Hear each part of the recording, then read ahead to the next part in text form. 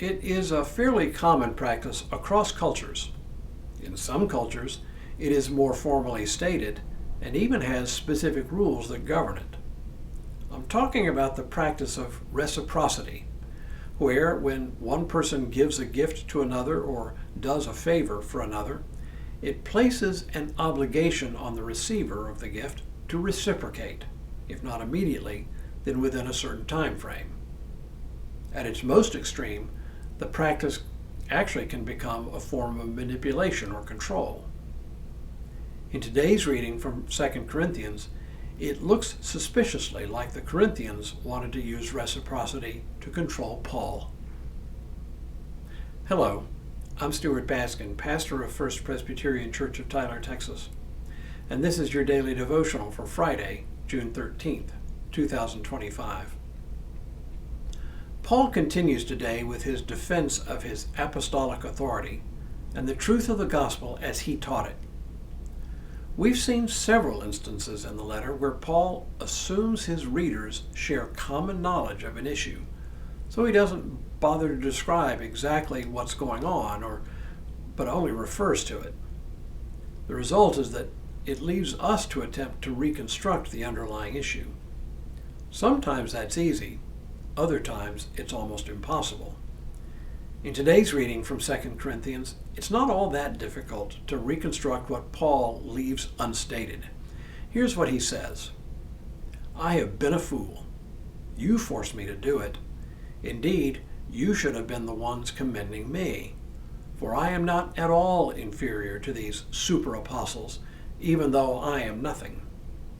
The signs of a true apostle were performed among you with utmost patience, signs and wonders and mighty works.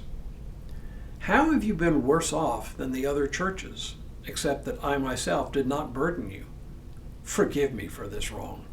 Here I am, ready to come to you this third time, and I will not be a burden, because I do not want what is yours, but you. For children ought not to lay up for their parents, but parents for their children. I will most gladly spend and be spent for you. If I love you more, am I to be loved less? Let it be assumed that I did not burden you. Nevertheless, you say, since I was crafty, I took you in by deceit. Did I take advantage of you through any of those whom I sent to you? I urged Titus to go and send the brother with him. Titus did not take advantage of you, did he? Did we not conduct ourselves with the same spirit? Did we not take the same steps? Apparently, the Corinthians had a double test of who was a true apostle. The first was the performance of signs, miracles and healings, that sort of thing. Paul hints here that he has done these things. And though there is nothing in the New Testament about miracles or healings he performed in Corinth, it is hard to imagine that he didn't, since he refers to such things in Romans and Galatians and 1 Thessalonians. The book of Acts even refers to healing miracles Paul performed in a variety of places. So it stands to reason Paul did them in Corinth. What Paul is saying here is that he certainly then passes the first test of apostleship. But then he refers to a second test, and one that seems a little odd. He tells them that he was not, nor will he be, a burden to them, either in the past or in the future.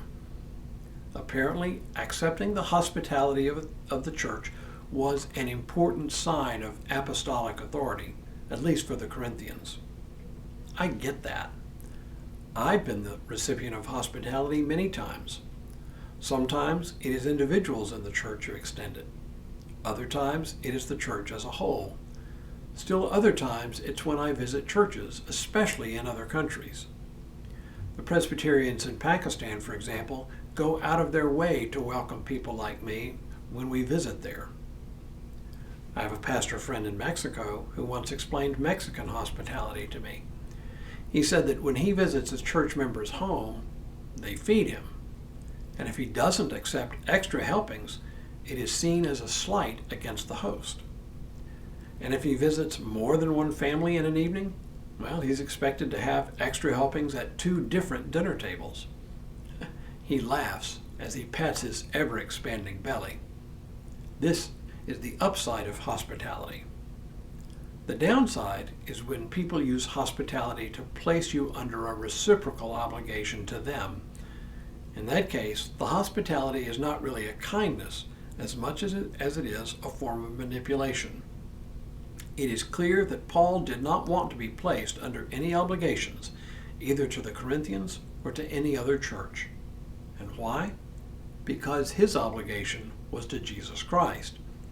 He had to be able to speak the truth without violating the norms of reciprocity. That's really odd, isn't it?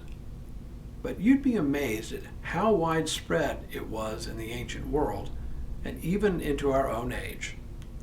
The Corinthians tried to put Paul in a bit of a pickle. If they insisted on the reception of their hospitality, complete with its obligation of reciprocity as a sign of apostolic authority, and if Paul refused to go along with this game, it was bound to strain the relationship between himself and the Corinthians. Paul's only option was to double down on the fact that he was the one who introduced the faith to them. At its best, reciprocity binds us together in bonds of mutuality. But when it is used for manipulation, to place someone under unwilling obligation, then, like Paul, it is best to pass. Tomorrow, we finish this letter with some of the most familiar words in the Bible. But for now, may God continue to bless you and keep you in all that you do this day and in all the days ahead.